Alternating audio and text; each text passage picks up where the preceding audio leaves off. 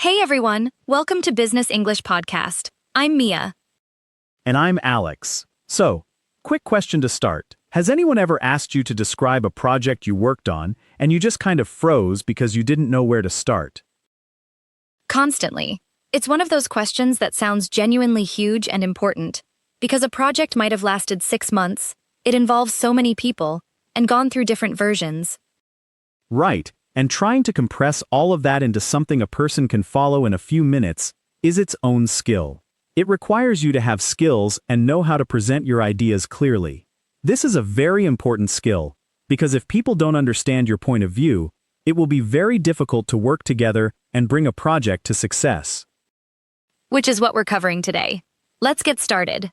Follow along if you're having trouble explaining your ideas in the projects you're working on. Before we get into it, quick favor, if you're finding these episodes useful, hit subscribe. It genuinely helps more people find the podcast, and it means we get to keep making more of these. We've got episodes coming on all kinds of workplace English topics, so subscribing means you won't miss them. All right, let's get into it. Okay, so this was during a job interview, maybe a year and a half ago, for a product analyst role. And the interviewer asks a pretty standard question to know more about my experience. Walk me through a project you're proud of. Oh, a classic opener. I'd actually worked on something really solid, a dashboard redesign that cut reporting time for the sales team by a lot. I think it is a good project, genuinely. But when I opened my mouth, I went completely technical. I wasn't able to clearly present what I had done and achieved in that project, which made me be underestimated, even though I had actually completed it quite well. Uh-oh. I started explaining our data pipeline, then the specific visualization library we switched to, then some back-end restructuring that honestly wasn't even that relevant to the actual value of the project. I could see the interviewer's eyes glaze over. Did she stop you? Not directly, she just nodded along, but you know that nod, the one that means I've lost the thread but I'm being polite about it. About 2 minutes in, she asked, "And how did that affect the business side of things?" Which in hindsight was basically her trying to rescue the conversation. She was very subtle. Giving you an opening to get back to the point. Exactly. And I sort of scrambled to answer that part, when it should have been the center of the whole story from the beginning. The technical stuff should have been maybe one sentence, not the entire answer. Did you get the job? I did not, actually. And I've always wondered if that answer was part of it. Probably wasn't the only factor, but it definitely didn't help. I think a lot of people make the opposite mistake too, though. Way too vague. I worked on a project to improve our website. It went pretty well. That tells you basically nothing. Right, and it's funny, because both versions come from the same instinct, not knowing what matters to the person listening. Too technical assumes they care about the details I care about. Too vague assumes they don't need any details at all. Neither one puts you in the story as the person who did something. I talked to a friend afterward, someone who interviews candidates regularly for a design role, and she said the vague version is honestly worse, in her experience. At least the technical rambler clearly did something real, even if it's badly explained. Interesting. So vague reads as more suspicious than over-detailed. Pretty much, her exact words were, "If I can't tell what you actually did, I start wondering if you did much of anything." Which stuck with me, honestly, way more than any interview advice I'd read before that. Looking back is really the core problem. I talked about the dashboard like it was the main character. It should have been me, what I decided, what I did, and what changed because of it. That's such a useful distinction. Honestly, the project isn't the story, you are. Exactly.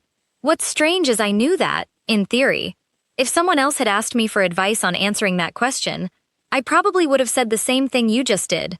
But at that moment, under a little pressure, I just defaulted to whatever felt safest. Which was hiding behind the technical detail. Right, because talking about the data pipeline felt safe. It was factual. I couldn't get it wrong.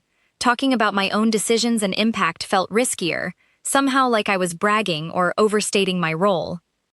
That's actually a really common instinct, though, especially for people who were raised to be modest about their achievements. Stating a clear result can feel uncomfortably close to showing off.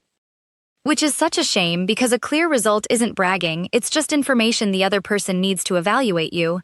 Leaving it out doesn't make you humble, It just makes your answer less useful. So let's build something better than what I did in that interview, using someone who gets this right. Okay, picture this. New hire orientation with someone from a different team, her name Priya. She is meeting Sam for the first time over coffee and asks what he's been working on. So, what have you been working on lately? I heard something about a big project last quarter. Yeah, so our support team was getting completely buried in tickets, response times were creeping up to almost 2 days, and customers were pretty frustrated about it. Oh, that sounds rough. How bad were we talking exactly? Pretty bad. Some customers were waiting almost 2 full days just for a first reply, and the team was working overtime most weeks just to keep the queue from growing further. Yeah, that's not sustainable long term. Not even close. So I built an internal tool that automatically tagged and routed tickets based on urgency and topic, instead of everything just landing in one big shared inbox. How'd you figure out the categories? I actually sat with the support team for about a week first, just watching how they manually sorted things before writing a single line of code. Smart. So you built it around how they already worked. Exactly. That was the whole point. I didn't want them to relearn a system. After we rolled it out, the average response time dropped from 2 days to about 6 hours. Wow, that's a huge jump. It really was. And honestly, the support team's satisfaction scores in our internal survey went up too, not just the customer's side. That's such a clean story. You can tell exactly what the problem was, what you did, and what changed. Yeah, I used to ramble a lot more when I explained this one actually. It took me a while to figure out what to cut. What did you used to include that you don't anymore? Oh, way too much about the tagging algorithm itself, which nobody outside engineering actually cares about. Once I dropped that, the story got so much stronger. Makes sense. The algorithm is how you did it, not why it mattered. Right, exactly that. So what's next for it? Are you rolling it out to other teams too? Actually, yeah, the ops team reached out last week. They're dealing with a similar backlog on internal requests, so we're adapting it for them starting next month. That's great. It's kind of become its own little product inside the company. Ha, I hadn't thought of it that way, but yeah, I guess it has. Okay, let's pull apart what made Sam's version work so well. First thing, notice how he opens. Our support team was getting completely buried in tickets. That's the context, and it's a problem, not a project description. He's not saying, I built a tool. He's saying, here's what was broken. Starting with the problem is honestly the single biggest fix for most vague project answers. I worked on a tool tells you nothing. Our team was drowning in tickets makes you want to hear what happened next. And notice the phrase, buried in tickets itself. Nice visual way to describe being overwhelmed with work. You could swap it for swamped with, drowning in, or falling behind on, depending on how dramatic the situation was.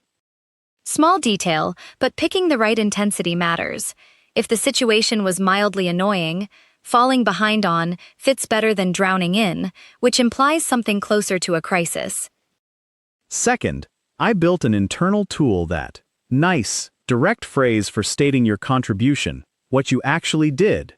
Notice it's, I built, not, we built, even though it was probably a team effort somewhere. That's an important detail. You can absolutely credit the team later, but when someone specifically asks about your role, own your part clearly first. Vague team language, we worked on it, can accidentally erase your own contribution. Third phrase, I sat with the support team for about a week first. This is a small detail, but it's doing a lot of work. It shows research, effort, and a thoughtful process, not just jumping straight to a solution. Adding one small process detail like that makes the whole story feel more credible. It's proof you thought it through, rather than just getting lucky. Fourth, and this is the big one, average response time dropped from 2 days to about 6 hours. That's your result. And notice it has an actual number, with a clear before and after. If you don't have an exact number, an estimate works fine too. Roughly cut it in half, or somewhere around 70% faster. The point is having some kind of measurable change, not a vague, it went well. Fifth, when Sam adds the support team's satisfaction scores went up too, that's a nice extra layer, a secondary result beyond the obvious one, shows the impact was broader than just the main metric. You don't need 5 results, though. One strong number beats 3 vague ones. Pick the clearest, most impressive change and lead with that.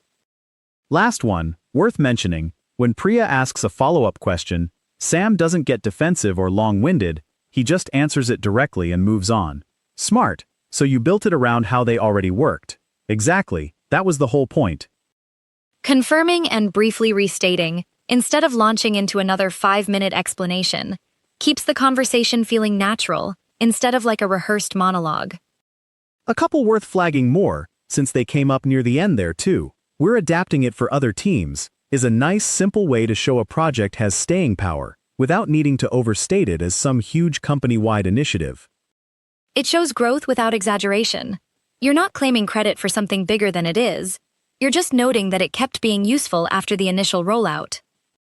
And when Priya said, it's kind of become its own little product, Sam's response, I hadn't thought of it that way, is worth noting too. It's completely fine to react honestly to a compliment instead of immediately deflecting it or overclaiming it.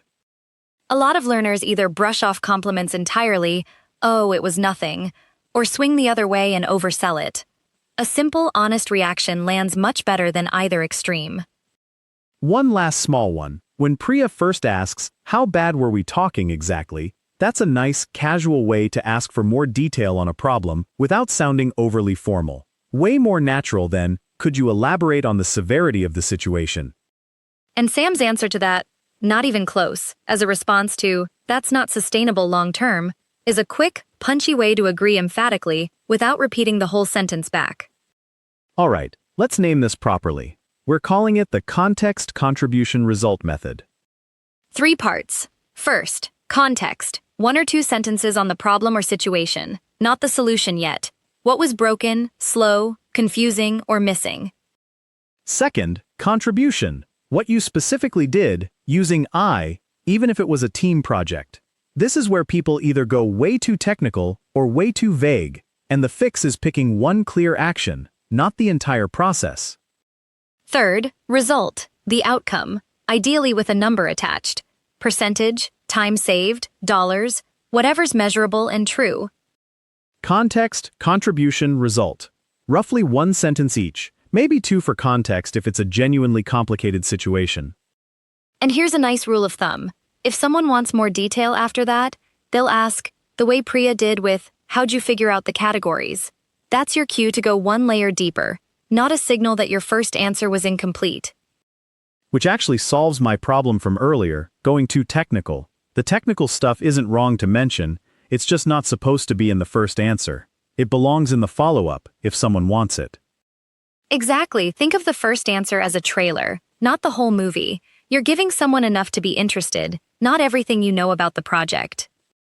This works for interviews obviously, but also team stand-ups, catching up with a new coworker, even a slide in a presentation. Same shape, different context every time. One thing worth practicing?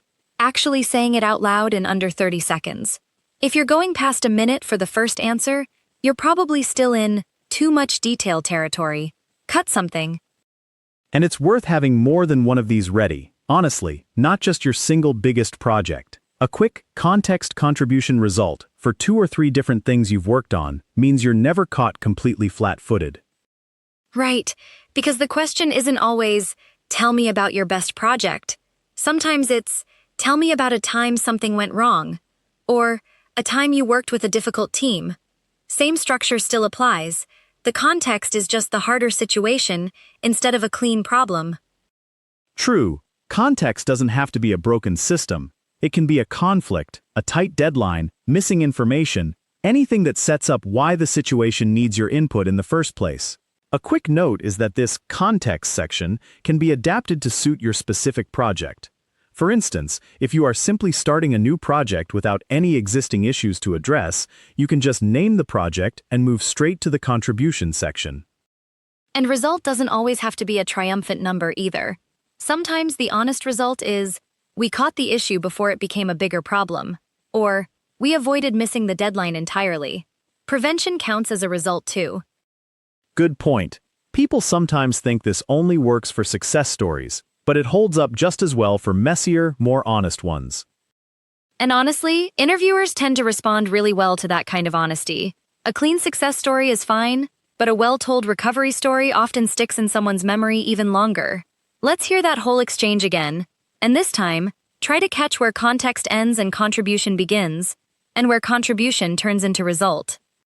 Okay, picture this. New hire orientation. Someone from a different team, Priya, is meeting Sam for the first time over coffee and asks what he's been working on.